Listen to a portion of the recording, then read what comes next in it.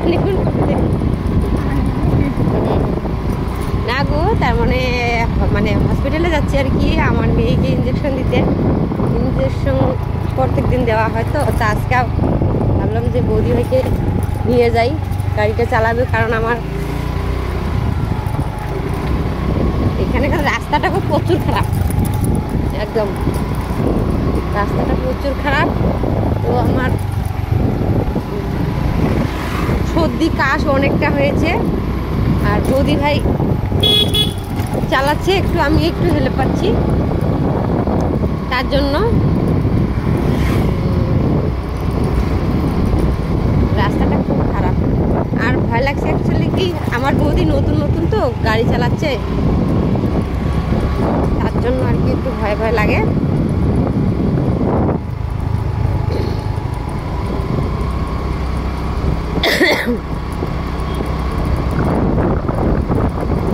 তাহলে চলো তোমাদের সবাইকে টাটা দেই নাকি। এই যে আমাদের বৌদি